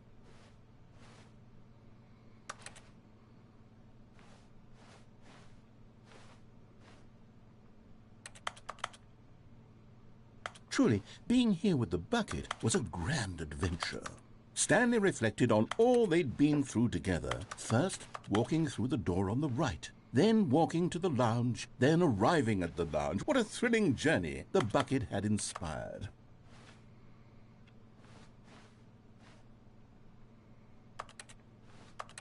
Perhaps this was where the bucket felt most truly at home, here in the employee lounge. Perhaps it's the only place a bucket can even feel at home.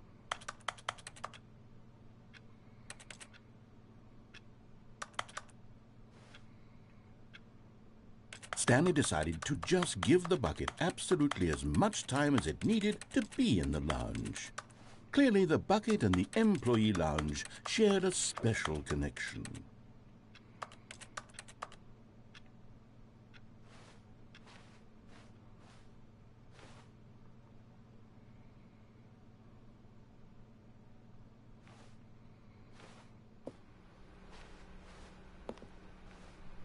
But finally, the bucket was done being in the lounge, and they took the first open door on their left to get back to business. No, said the bucket. Don't go to the meeting room. Go somewhere else. The cargo lift, yes. Go there. Go to the cargo lift.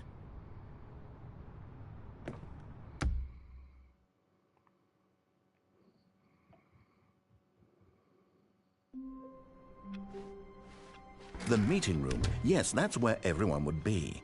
Stanley just needed to get to the meeting room, and from then on, the confusion and the chaos all seemed to melt away as Stanley embraced the bucket. Stanley clutched the bucket tightly to his... This was not the correct way to the meeting room, but Stanley had felt the bucket calling to him, telling him that the employee lounge was simply the place to be. And here it was. Had the bucket turned out to be correct? No. Never mind. The bucket was wrong. Stanley took the door on his left to go back to the meeting room. No, said the bucket. don't go to the meeting room. Go somewhere else. The cargo lift, yes. Go there. Go to the... Oh, well, look who's got cold feet. Well, from here, it looks like the only way forward is down, since the lift won't be coming back, but that's okay. You've got a bucket. Did you know that buckets are routinely used as cushioning devices? It's true. You can fall on a bucket from literally any height. And there it is. The last Stiggly Wiggly. Savor this moment, Stanley. This is a real accomplishment. This is doing something just for the sake of doing it. Where so many people expect to be rewarded for the most trivial achievements, you've insisted that a job well done is its own reward. I would tell you that I'm proud of you for collecting them all, But that would be like a reward, and we can't have that. So, instead I'll just say, it's done. We're all done here. And now we can go to whatever the hell you were doing before you hunted for figurines.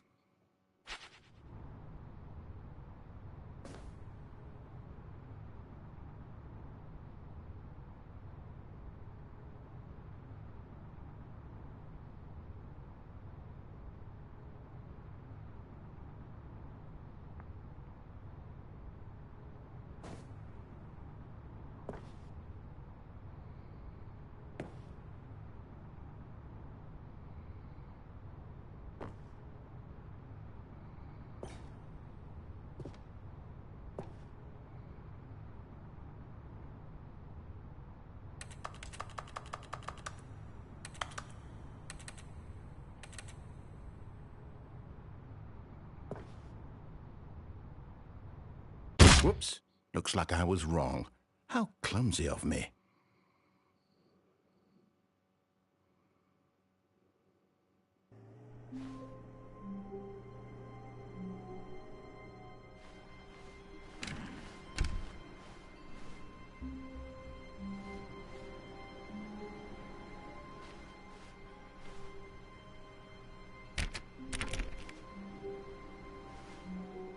Stanley, I'm sorry, but I have to put a pause on things. It's those figurines, those figglers.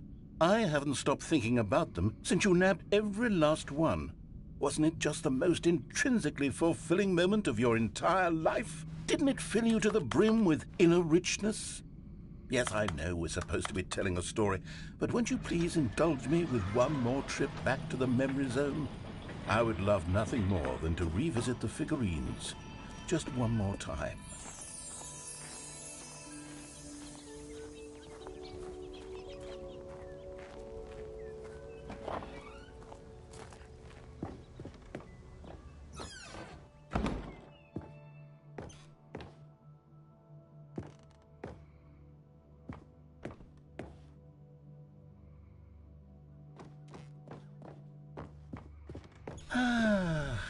Here's where it all began.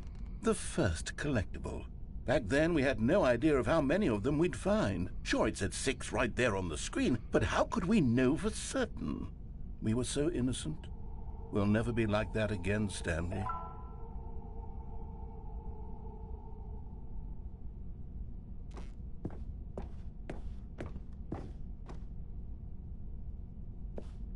And here was a second Stanlerine. I'll be honest, back then I had no faith in you to find any of them, let alone 6. But you continue to surprise me in all sorts of mundane, unremarkable ways. Okay, let's do a little quiz.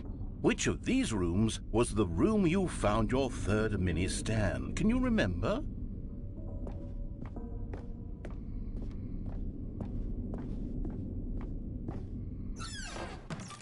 Hey, that's exactly right. It was here in the boss's bathroom. It was the third one. You picked it up, and then after that, you had 3 of them. I'm glad these moments are so crystal clear in your memory, but I shouldn't be surprised. After all, science tells us that it's impossible to forget your third time doing anything.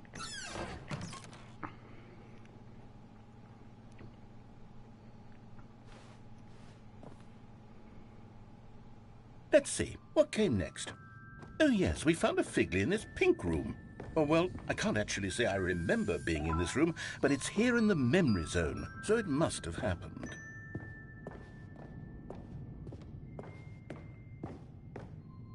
This was the 5th mini Stan, and this one was really something special. It was by the red and blue doors. I remember it so clearly.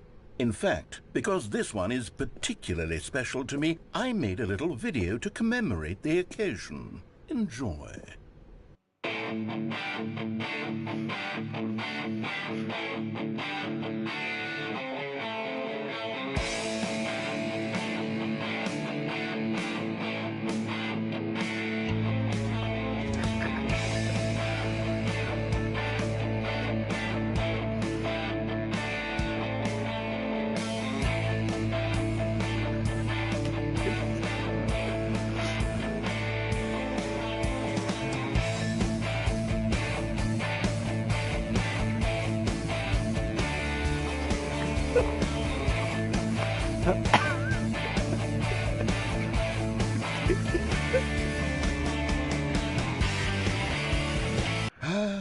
takes you back, doesn't it? I spent a lot of time making that video, but it was 8 minutes I wouldn't have spent on anything else.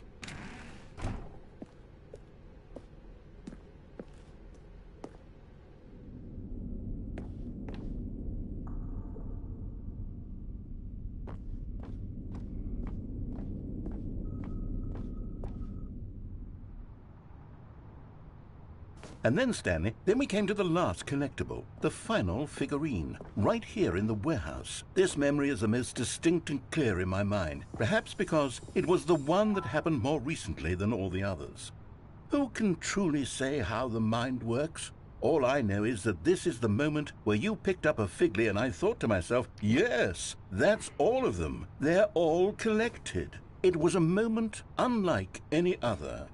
Except for the other moments picking up figurines, which it was exactly like.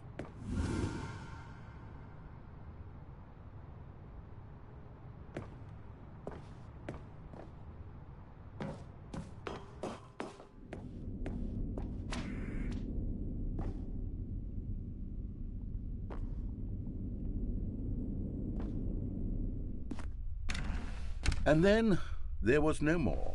Because we've caught up to the present moment. Nothing left to do but move onward into the future. Goodbye, Memory Zone.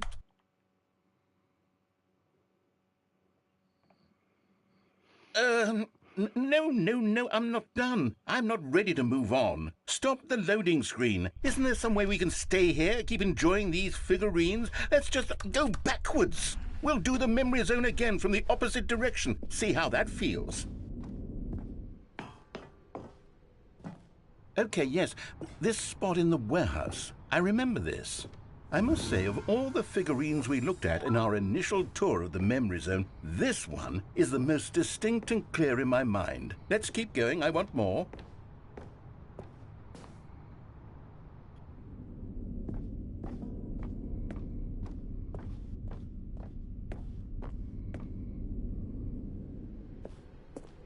And here's where I made that video. Don't you remember the video we watched?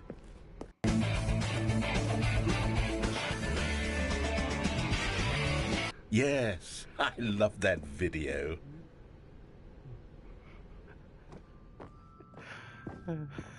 Still don't remember the pink room, Stanley. Still no memory of this one. Good room, though. A solid room.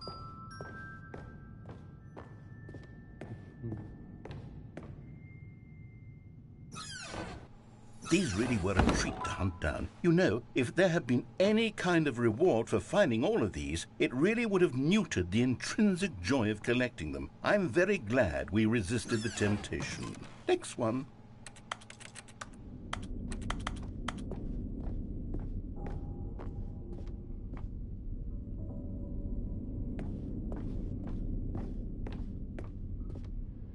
This was our second Figley. Don't you remember? Yes, I remember it too. The past is truly a wonderful thing. Why does anyone ever choose to leave it? Keep going.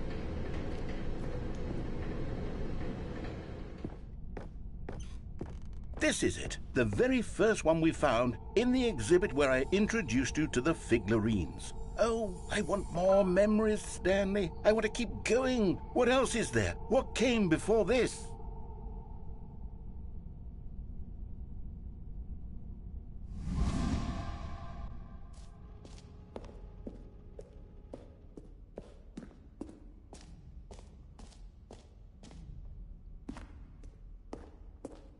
Look, it's the terrible new content that we were originally sold on.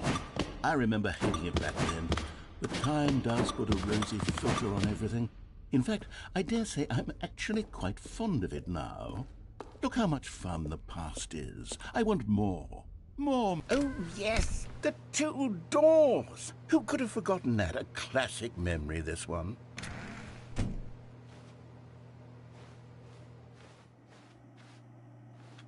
And before everything else, there was your office.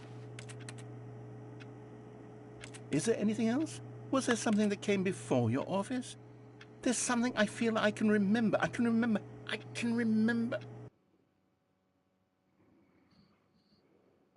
Yes, I'm remembering something now. I remember before this whole story got started. Back then I was... I was different. I used to make big decisions. I was passionate. I was skeptical. I weighed each decision with profound thoughtfulness. And then, somewhere along the way, I stopped making decisions. I became lazy, and I came up with a character named Stanley to do my thinking for me. He would make the decisions, he would decide which way to go. I would cheer him on as he collected figurines for no reason. Why did I invent Stanley? Was I lonely?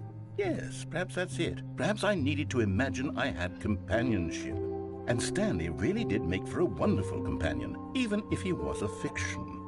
But I suppose it's grown old. I want to think for myself again. I want to go back to how it used to be. Yes, I can be on my own again. I can do it. I'll be stronger this time. I'll take care of myself. I don't need Stanley anymore. Oh, but he truly was so much fun to play with. You know what?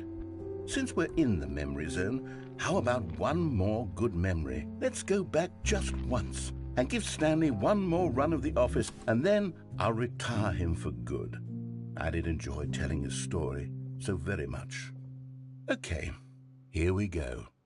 This is the story of a man named Stanley.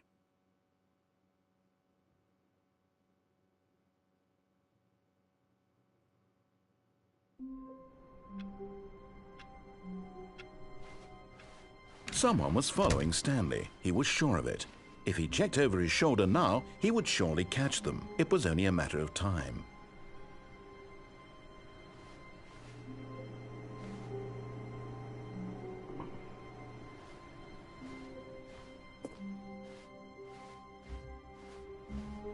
Warmth spread through Stanley's arms. With the bucket in his arms again, he was home. Stanley clutched the bucket tightly to his chest and entered the door on his left.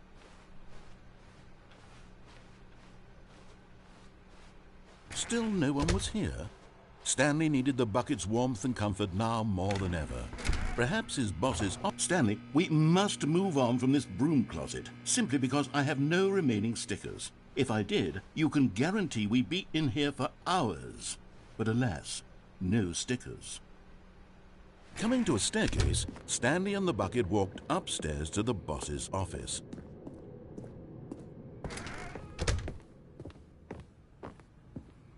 Stepping into his manager's office, Stanley was once again stunned to discover not an indication of any human life. Crushed by the weight of this revelation, Stanley may have broken down into an emotional dumpster fire, if not for the soothing presence. The bucket did not react, except perhaps a tiny glow of warmth. Subtle, yes, but an unmistakable spark from somewhere deep within.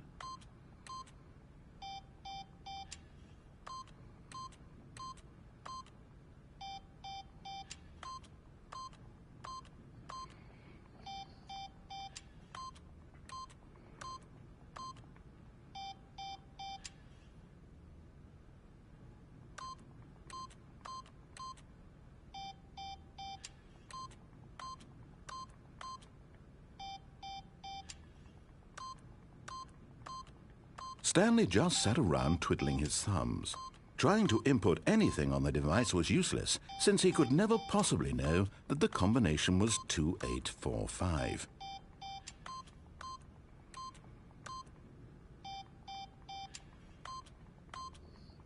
$2845.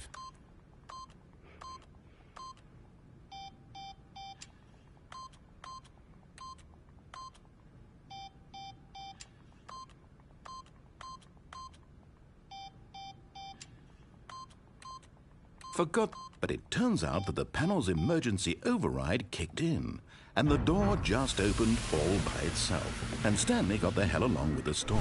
Well, whoop-de-doo.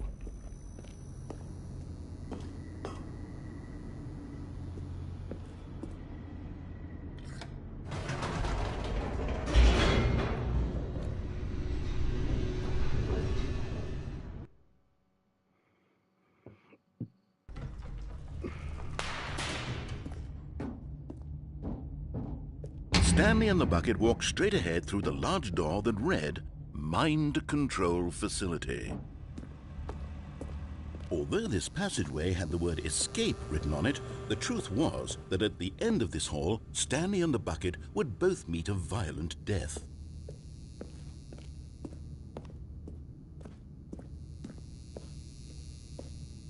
The door behind them was not shut. Stanley and the bucket still had every opportunity to turn around and get back on track. At this point, Stanley and the bucket were knowingly walking forward into a very painful death for each of them.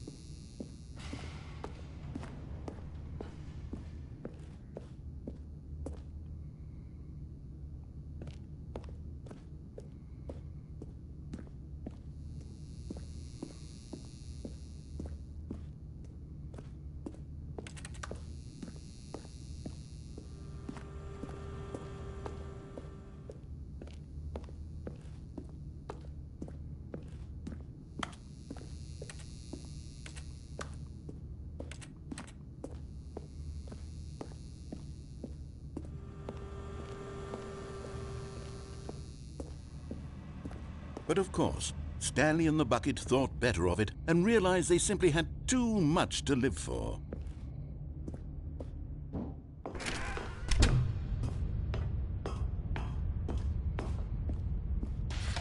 The lights rose on an enormous room packed with television screens.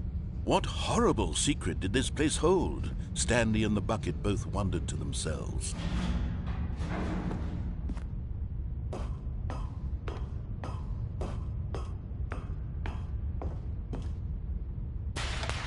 The monitors jumped to life, and Stanley nearly dropped the bucket in shock. Everyone in the office was being videotaped, monitored like guinea pigs. The bucket had never seen anything like this, and it very nearly burst into tears as Stanley cradled it gently, reassuring it that everything would be fine. Was the bucket under the mind control facility's influence as well?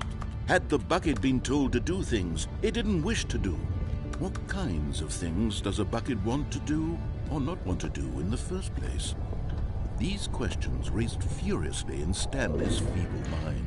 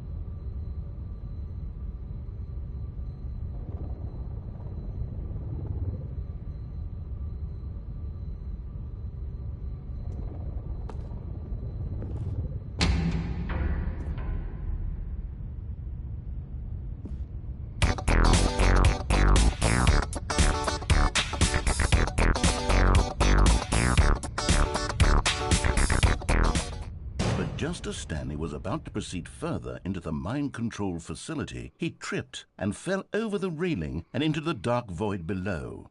Thankfully, he fell directly onto the bucket, which safely cushioned his fall. Now, what to do next, Stanley wondered. Stanley and the bucket could find no way out of this enormous pit, and so eventually they decided that the best thing to do would be to simply get comfortable down here. So they set up a little couch and relaxed. It really wasn't so bad down here, a bit cold perhaps. After some time had gone by, they installed a few shelves as well, and a sort of kitchenette that was useful for when the bucket was craving paninis. But it wasn't until the rugs and the standing lamps came in that it really started to feel like a home. In fact, after some time, Stanley realized that it had been ages since he had even thought of the mind control facility at all. He'd never gotten to fully explore what was up there, never been able to unearth the many mysteries of the mind-control facility. This lack of closure began to eat at him. Soon he was dwelling on his regrets, and the state of their home slowly decayed as Stanley became withdrawn and neglected the cleaning. It unsettled the bucket deeply. Stanley wasn't usually like this. The bucket tried to reach out to him again and again, but to no avail. All Stanley could think about, all he could talk about, was going back, doing it over again, staying on the path. It was a mistake to leave the path. It was a mistake. It was a mistake. I need to do what the narrator says. I need to see the true ending. This made no sense at all to the bucket, which was simply trying to live its life down here as comfortably as possible. Yet Stanley was inconsolable. This isn't an ending. This is just a hole in the ground. The bucket sighed. True, it wasn't an ending. But it's where we happen to be. And maybe, possibly, if we accept the reality of things, maybe this will become an ending eventually. It's what the bucket was counting on. The two of them waited for a very long time.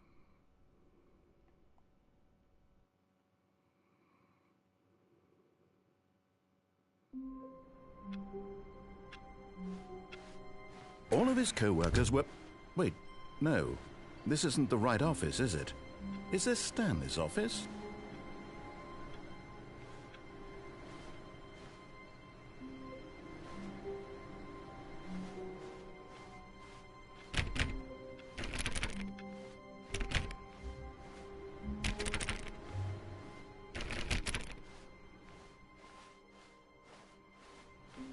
Stanley picked up the bucket and smiled. He'd never be alone again, not truly alone, not with the bucket around. Stanley clutched the bucket tightly to his chest and entered the door on his left.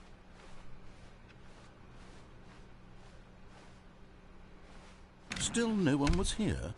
Stanley needed the bucket's warmth and comfort now more than ever. Perhaps his boss's office was where he'd find answers. Coming to a staircase, Stanley and the bucket walked upstairs to the boss's office. But Stanley just couldn't do it. He considered the possibility of facing his boss, admitting he had left his post during work hours. He might be fired for that. And in such a competitive economy, why had he taken that risk? All because he believed everyone had vanished? His boss would think he was crazy.